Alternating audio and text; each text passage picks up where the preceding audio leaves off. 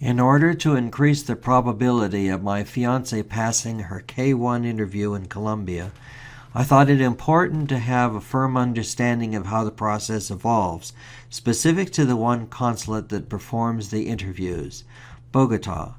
So prior to my fiancé's interview, I extensively searched the internet to see how the interview process would take place. I found legal services that promoted themselves as authoritative on how to prepare for an interview, but they were quite generic, and I would bet almost none had ever participated in an updated Colombian interview. And first and foremost, I was searching for information specific to Bogota. I did find about 4 testimonials, but I can now say, after having participated in the interview process, their information was stale. Over the past 5 years or so, there have been substantial changes. So I try to offer you a detailed and updated understanding of how the K-1 Bogota interview proceeds. Know that all consulates operate differently, and that mine only intention is to give you a firm understanding of what happens specific to this one consulate. For instance, I read that some consulates do not allow the petitioner to even enter their grounds, not alone present for the interview. Also know my experiences are limited to one morning at the consulate, and that I am not a professional who seeks any reward for what I present. I simply say this to help others. No one wants a negative outcome at their interview. The investment of love, time, and money is great to even get to the point of being granted an interview. So if I can help tip somebody's hand towards greater success, I am happy for that. Keeping all of that in mind, let us proceed. I would get to the interview about 2 hours early at the very most. An hour and a half would be ideal. It is not helpful to present too early. Initially, you will stand in a cluster along a short line of shanty buildings across the street from the consulate, which is blocked by a large black fence outside a grassy area. You are called to proceed forward by blocks of time, somewhere around 1 hour prior to each hour of the clock. We were scheduled for 8 a.m., but left this area at 7. An attendant will summon everyone to walk to the next stop. If you arrive late, you can bypass the cluster next to the buildings and follow your way around the black iron fence next to the freeway. There you will come to a temporary gate where an attendant is. You can get help here. Your hour group is led by security around a portion of the perimeter, stopping just forward of an iron gate. At this point, you form a line generally based upon your appointment time.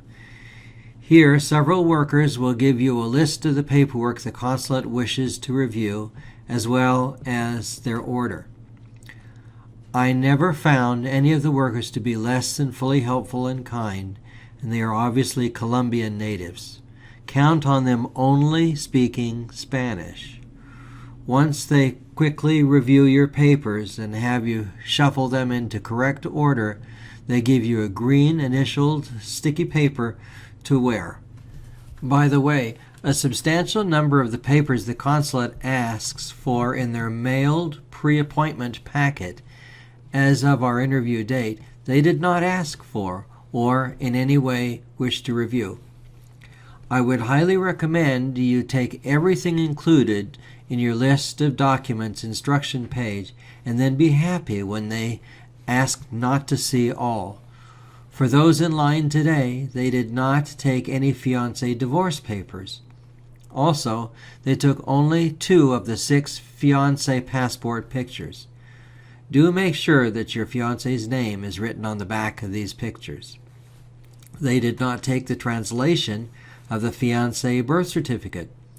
And, though no one was required in our case, they did not take any baptismal papers or anything else to corroborate the birth certificate. They did also not take a copy of my employment verification or any form of my pay stubs. However, they did take 4 months of my old checking account statements, though I am not self-employed, and also my most recent 1040. I had older 1040s with me, but those they were not interested in.